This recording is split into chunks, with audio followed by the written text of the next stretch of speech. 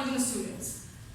आज हम अपने चैप्टर नंबर 3 के न्यूमेरिकल्स का आगाज़ करने जा रहे हैं और चैप्टर नंबर 3 के न्यूमेरिकल्स का आगाज़ करने से पहले हम इस चैप्टर में इस्तेमाल होने वाले तमाम फार्मूलाज, उन फार्मूलाज के नेम, उनके सिंबल्स, उनके एप्लीकेशंस, उनके यूनिट्स को अच्छी तरह समझेंगे ताकि जब हम इस चैप्टर के न्यूमेरिकल्स को स्टार्ट करें तब हमारे सामने हर चीज़ वाज़ेह हो गई कि किस सिंबल को क्या कहते हैं, किस सिंबल का क्या यूनिट है। अगर ये चीज़ें गिवन हो तो कौन कौन से फार्मूलाज हैं, कौन से फार्मूलाज किस न्यूमेरिकल पे अप्लाई हो सकता है एंड एक्सेट्रा एक्सेट्रा। चलें हम इस चैप्टर का आगाज़ करते हैं इनके फार्मूलाज के साथ। ये 5 फार्मूलाज आपके सामने जो है वो लिखे गए। पहला फार्मूला है कांस्टेंट वेलोसिटी के लिए। कांस्टेंट वेलोसिटी का मतलब फार्मूला है velocity is equal to distance पर यूनिट टाइम। डिस्टेंस या डिस्प्लेसमेंट आप दोनों में से जो चाहें से कह सकते हैं, कोई इशू नहीं है। अब कांस्टेंट वेलोसिटी क्या मतलब है? जब भी किसी न्यूमेरिकल में आपको कांस्टेंट वेलोसिटी गिवन हो और आपसे टाइम या डिस्टेंस पूछा जाए तो आप इस फॉर्मूले को पुट करके उसे सॉल्व कर सकते हैं। भाई कांस्टेंट वेलोसिटी क्या होती है? Constant velocity is like that कि वो वेलोसिटी जिसमें कोई तब्दीली ना हो सके। जैसे कि लाइट की वेलोसिटी है, लाइट की स्पीड है, लाइट की स्पीड फिक्स्ड है, कांस्टेंट, उसमें कोई तब्दीली नहीं हो सकती। इसी तरह से साउंड की स्पीड ले लीजिए, साउंड की स्पीड भी क्या है? फिक्स्ड है, कांस्टेंट, उसमें आप कोई तब्दीली नहीं कर सकते। तो इसी तरह जिस न्यूमेरिकल में आपको कांस्टेंट वेलोसिटी गिवन हो, डिस्टेंस या टाइम आपसे पूछा जाए तो ये फॉर्मूला पुट करके आप उसे बासानी सॉल्व कर सकते हैं। अब आ जाइए नेक्स्ट एक्सेलरेशन का फॉर्मूला। एक्सेलरेशन क्या है? किसी भी चीज की चलने की स्पीड कैसे पता होती है? चेंज इन वेलोसिटी पर unit time. Change in velocity मतलब भाई कहीं ना कहीं से वो ऑब्जेक्ट स्टार्ट हुआ होगा और कहीं ना कहीं वो ऑब्जेक्ट जाके रुकेगा, या अगर वो नहीं स्टार्ट हुआ या नहीं रुका तो आप एक अजम्पशन करते हैं कि कोई चीज़ जो मूव कर रही है, चलती ही वहाँ से आ रही है। आपने सोचा कि मैं देखता हूँ, लेट्स सपोज कर लीजिए चीज़ यहाँ से मूव कर रही है और उधर जा रही है और चलती हुई वो पहले से आ रही है, बट आपने कहा मैं देखूंगा कि इस साइड से उस साइड तक वो कितनी देर में पहुँचती है। इनिशियल ये शुरू वाला पॉइंट है, स्टार्टिंग पॉइंट, या आपका एंडिंग पॉइंट है। आपने सोचा चलती आ रही है, मैं देखूंगा इस जगह से इस जगह तक वो कितनी देर में पहुंचती है। तो ये क्या है? ये भी आपका एक इनिशियल और फाइनल पॉइंट होता है। जो स्टार्टिंग पॉइंट है आप उसे इनिशियल भी कहते हैं, शुरुआती, शुरू का। जो एंडिंग पॉइंट है आप उसे फाइनल भी कहते हैं, आखिरी, एंड का, जो भी आप कहना चाहें। बट फिजिक्स के टर्म में हम इनिशियल और फाइनल का वर्ड यूज करते हैं। तो जब आपको किसी चीज से एक्सीलरेशन मालूम करना हो तब आप क्या करते हैं? चेंज इन वेलोसिटी पर unit time. Change in velocity आप vf में से vi को माइनस कर दें तो आपको पता चल जाएगा कि शुरू की वेलोसिटी क्या थी, आखिर की वेलोसिटी क्या है। जब हमने दोनों को माइनस करवाया तो फर्क पता चल गया कि शुरू से आखिर में कितना फर्क आ गया, वेलोसिटी में कम हुई है, ज्यादा हुई है या सेम रही है। नेक्स्ट है आपके पास, ये आप देख रहे होंगे first equation, second equation and third equation, जिसकी हमने डेरिवेशन भी सॉल्व किए हैं अपनी प्रीवियस वीडियो से। पर यहाँ पर दो चीजें तब्दीली में आ रही हैं। हमने फर्स्ट इक्वेशन के लिए bf is equal to vi plus 80 derive किया था, सेकंड के लिए s is equal to vit plus half 80 square derive किया था, थर्ड के लिए हमने 2as is equal to vf square minus का vi स्क्वायर ड्राइव किया था। But what is that? ये क्या है टीचर? आपने तो हमें ये ड्राइव करवाया था, फिर ये कहाँ से आया? And what does it mean horizontal and vertical motion? अब इस चीज को समझिए, इस चीज को इस तरह समझिए। आपके चैप्टर का नाम है काइनेमैटिक्स ऑफ लीनियर मोशन। क्या नाम है? Kinematics of linear motion. Kinematics का क्या मतलब होता है? काइनेमैटिक्स का मतलब होता है कि कोई भी ऑब्जेक्ट मूव करेगा but without any reference of force, उस पर कोई फोर्स अप्लाई नहीं की जाए। काइनेमैटिक्स ऑफ लीनियर मोशन मतलब किसी भी ऑब्जेक्ट की मूवमेंट की बात हो रही है बट लीनियर मोशन। लीनियर मतलब स्ट्रेट मूव करेगा। भाई स्ट्रेट तो दो तरह से चीजें मूव होती हैं, एक इस तरह का स्ट्रेट होता है, आगे भी जा सकता है, बैकवर्ड भी आ सकता है, और एक इस तरह का स्ट्रेट होता है, ऊपर भी जा सकता है और नीचे भी आ सकता है। इस तरह के स्ट्रेट को हम कहते हैं हॉरिजॉन्टल मूवमेंट और इस तरह के स्ट्रेट को हम कहते हैं वर्टिकल मोशन या वर्टिकल मूवमेंट। इन दोनों हॉरिजॉन्टल और वर्टिकल मूवमेंट या वर्टिकल मोशन में दो चीजों का डिफरेंस होता है। वो जैसे मैं आपको समझाऊंगी आपको खुद भी क्लियर हो जाएगा। Yes I am right.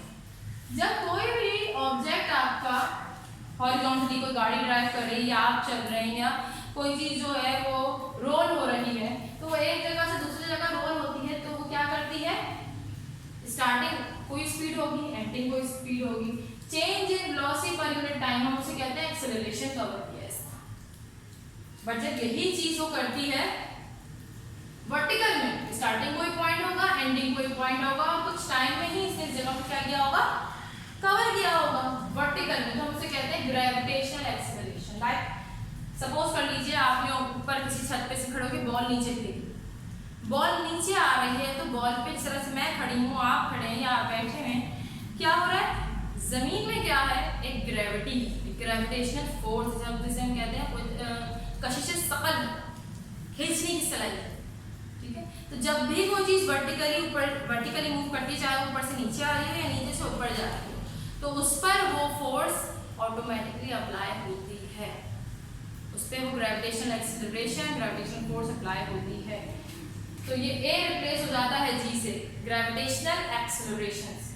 Second चीज क्या है, जब एक पॉइंट से दूसरी पॉइंट तक का कोई भी फासला तय किया जाता है या कोई चीज एक पॉइंट से दूसरी जगह तक जाती है, तो हम कहते हैं कि भाई इसने क्या किया, डिस्टेंस कवर किया। बट यही चीज जब वर्टिकली में होती है, नीचे से ऊपर जाए, ऊपर से नीचे जाए, तो हम कहते हैं हमने हाइट कवर की, ठीक है ना। मैं सीढ़ियां चढ़ते हुए क्या कर रही हूँ, अपने ऊपर वाले फ्लोर में जा रही हूँ, तो मैंने डिस्टेंस ही कवर किया, मैं ऊपर की तरफ गई हूँ, मैंने हाइट कवर की। अब ऊपर जाके मैं क्या करूँ, सीधा सीधा चल रही हूँ, दूसरे रूम की तरफ जाऊँ, तो मैं बोलूँगी ये ऊपर आने के बाद मैंने डिस्टेंस कवर किया, बट सीढ़ियां चढ़ के ऊपर जाने का अमल मुझसे क्या कवर करवा रहा है, हाइट कवर करवा रहा है, इसे हम कहेंगे h। तो उन सारे फॉर्मूलाज में, इन तीनों फॉर्मूलाज में जहां जहां a था मैंने उसे g से रिप्लेस किया, जहां जहां s था मैंने उसे h से रिप्लेस किया, और बाकी सब चीजें as it is same. Gravitational acceleration g जो है उसकी कांस्टेंट वैल्यू होती है हमारे पास 10 मीटर पर सेकंड स्क्वायर, ठीक है। यहाँ तक आई होप कि आपको समझ में आ गया होगा। ये एक छोटा सा चार्ट बनाया हुआ है जिसमें इन सारे फॉर्मूलाज में यूज होने वाले सिंबल्स मेंशन है, इन सिंबल्स की फुल एब्रिविएशन मेंशन है, और उसके साथ साथ इन सिंबल्स के सारे यूनिट्स मेंशन है कि कौन से सिंबल की क्या एब्रिविएशन है और उसको हम क्या यूनिट देते हैं। यहाँ तक हमने स्टडी किया कि चैप्टर नंबर 3 में काइनेमैटिक्स ऑफ लीनियर मोशन में इस्तेमाल होने वाले फॉर्मूलाज कौन कौन से हैं और वो किस किस तरह से इस्तेमाल हो सकते हैं, किस किस स्टेट में इस्तेमाल हो सकते हैं, और उन सारे फॉर्मूलाज में इस्तेमाल होने वाले सिंबल्स कौन से हैं, उनकी एब्रिविएशंस क्या हैं और उनके यूनिट्स क्या हैं। Initial velocity vi for initial velocity unit है metre per second, vf for final velocity unit है metre per second, time t for time second इसका यूनिट है, a for acceleration metre per second square इसका unit है, g for gravitational acceleration metre per second square इसका unit है, s distance या displacement कह लें हम, h फॉर हाइट, और दोनों के यूनिट क्या है, metre. It is very simple to remember, it is very simple to memorise, but the thing you have to do is that write in your copy, write in your register as same as I write on the board। जिस तरह से मैंने इसे board पे लिखा है आप kindly से अपनी कॉपीज को उतार लीजिए, ताकि जब हम आगे न्यूमेरिकल सॉल्व कर रहे हो तो ये पूरा चार्ट आपके बेहद काम आएगा। एक बार आप इसे याद कर लें, अच्छे से समझ लें, तो आपके चैप्टर से रिलेटेड जितने न्यूमेरिकल्स आए आप उसे ईजिली सॉल्व कर सकते हैं। बट अगर आप ये फर्स्ट स्टेप ही छोड़ देंगे तो हर स्टेप में आप सोचेंगे फला क्या था, वो चीज़ क्या थी, ये क्या था, आप डिस्टर्ब होते रहेंगे। और अगर आप इसे एक बार नोट डाउन कर लेंगे तो फिर हर स्टेप में आपको कहीं भी डिस्टर्बेंस नहीं होगी, आप सिंपली पेज टर्न कर लेंगे जहाँ पर आपने मेंशन किया हुआ है और आप इसे देख के पहचान जाएंगे। और फिर बार बार यही अमल करने से इन द एंड आपको सारे फॉर्मूलाज, उनके सिंबल्स, उनकी चीज़ें मेमोराइज हो चुकी होंगी। ये chapter paper point of view के लिए बहुत इंपॉर्टेंट है, क्योंकि इस चैप्टर से आपके पास एक पूरा न्यूमेरिकल आता है। इस चैप्टर से आपके पास 2 या 3 MCQs आते हैं छोटे छोटे न्यूमेरिकल बेस्ड। तो आप आइडिया लगा लीजिए कि खाली इस चैप्टर के न्यूमेरिकल 7 मार्क्स के हद तक के लिए इंपॉर्टेंट हो चुके हैं। इवन इस चैप्टर में से एक लॉन्ग क्वेश्चन, एक शॉर्ट क्वेश्चन भी बनता है, तो आप मजीद गैस कर लीजिए कि 10 मार्क्स के तो इसमें से क्वेश्चन बनते हैं। ओवरऑल आपके पास 17 मार्क्स के जो है वो पेपर सिर्फ इस चैप्टर से आ रहा है। So note down the importance of this chapter and try to work hard with me, and फिर आपकी पढ़ाई आपके लिए बेहद आसान हो जाएगी, आपको उसमें डिफिकल्टी नहीं होगी इंशाल्लाह। यहाँ तक के लिए बस इतना ही। आज इस वीडियो में जो है हमने सारे चैप्टर नंबर 3 से स्टैंडर्ड फार्मूलाज देखे, उनके नेम्स देखे, उनमें किस तरह से हमने कुछ कन्वर्जन्स की हैं, उनमें कौन कौन से सिंबल्स हैं, उनके एब्रीविएशंस क्या हैं, उनके यूनिट्स क्या हैं, आज हमने ये सब समझा और सीखा। इंशाल्लाह नेक्स्ट क्लास में हम इस चैप्टर के न्यूमेरिकल्स का आगाज़ करेंगे। जब तक के लिए आप इस चीज़ को नोट कर लीजिए और मेमोराइज कर लीजिए। खुदा हाफिज़।